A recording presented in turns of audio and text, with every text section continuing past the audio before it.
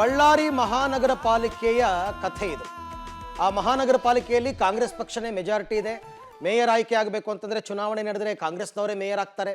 ಆದರೆ ಆ ಇಬ್ಬರು ನಾಯಕರ ಮುಸುಕಿನ ಗುದ್ದಾಟದಿಂದಾಗಿ ಮೇಯರ್ ಚುನಾವಣೆನೇ ನಡೆದಿಲ್ಲ. ಹಾಗಾಗಿ ಚುನಾವಣೆ ನಡೆಸುವಂತೆ ಈಗ ಪಾಲಿಕೆ ಸದಸ್ಯರು ಹೈಕೋರ್ಟ್ ಮೆಟ್ಟಿಲೇರಿದ್ದಾರೆ. ನೋಡಿ. ಸಚಿವ ಶಾಸಕರ ಮುಸುಕಿನ ಗುದ್ದಾಟ, ಪದೇ ಪದೇ ಚುನಾವಣೆ ಮುಂದೂಡಿಕೆ.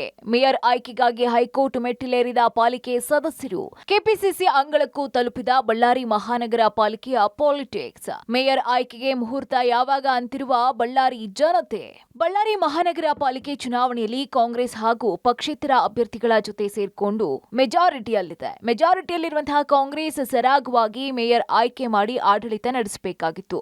ಆದರೆ ಶಾಸಕ ಭರತ್ ರೆಡ್ಡಿ ಮತ್ತು ಸಚಿವ ನಾಗೇಂದ್ರರ ಮುಸುಕಿನ ಗುದ್ದಾಟದಿಂದ ಪದೇ ಪದೇ ಮೇಯರ್ ಆಯ್ಕೆ ಚುನಾವಣೆ ಮುಂದೂಡಲಾಗ್ತಾ ಇದೆ. ಹೀಗಾಗಿ ಬೇಸತ್ತಂತಹ ಪಾಲಿಕೆ ಸದಸ್ಯರು ಮೇಯರ್ ಆಯ್ಕೆ ಚುನಾವಣೆ ಮುಂದೂಡಿಕೆಯನ್ನ ಪ್ರಶ್ನಿಸಿ ಮೇಯರ್ ಆಯ್ಕೆ ಆಗಬೇಕು ಅಂತ ಹೈಕೋರ್ಟ್ ಮೆಟ್ಟಿಲೇರಿದ್ದಾರೆ. ಜೊತೆಗೆ ಬಳ್ಳಾರಿ ಮಹಾನಗರ ಪಾಲಿಕೆ ಪಾಲಿಟಿಕ್ಸ್ ಈಗ ಕೆಪಿಸಿಸಿ ಅಧ್ಯಕ್ಷ ಡಿಕೆಶಿ ಅಂಗಳಕ್ಕೂ ತಲುಪಿದೆ. ಶಾಸಕ ಭರತ್ ರೆಡ್ಡಿ ಮತ್ತು ಸಚಿವ ಬಿ ನಾಗೇಂದ್ರ ಅವರನ್ನ ಕರೆದು ಖುದ್ದಾಗಿ ಸಭೆ ಮಾಡಿರುವಂತಹ ಡಿಕೆಶಿ ಮುಸುಕಿನ ಗುದ್ದಾಟ ಬಿಟ್ಟು ಮೇಯರ್ ಆಯ್ಕೆ ಮಾಡಿ ಅಂತ ಇಬ್ಬರಿಗೂ ಸೂಚನೆ ಕೊಟ್ಟಿದ್ದಾರೆ. ಇನ್ನು ದಲಿತರ ಪರ ಅಂತ ಹೇಳುವಂತಹ ಕಾಂಗ್ರೆಸ್ ಬಳ್ಳಾರಿ ಮಹಾನಗರ ಪಾಲಿಕೆಗೆ ಎಸ್ಸಿ ಮೀಸಲಾತಿ ಇದ್ರೂ ಮೇಯರ್ ಆಯ್ಕೆ ಮಾಡದೆ ದಲಿತರಿಗೆ ಅನ್ಯಾಯ ಮಾಡ್ತಿದೆ ಅಂತ ಪಾಲಿಕೆ ಬಿಜೆಪಿ ಸದಸ್ಯರು ಟೀಕೆ ಮಾಡ್ತಿದ್ದಾರೆ. ಈಗಾಗಲೇ ಮೇಯರ್ ಸ್ಥಾನಕ್ಕೆ ಬಿಜೆಪಿಯ ಓರ್ವ ಅಭ್ಯರ್ಥಿ, ಕಾಂಗ್ರೆಸ್ನ 3 ಹಾಗೂ ಪಕ್ಷೇತರರು ಓರ್ವ ಸದಸ್ಯರು ನಾಮಪತ್ರವನ್ನ ಸಲ್ಲಿಸಿದ್ದಾರೆ.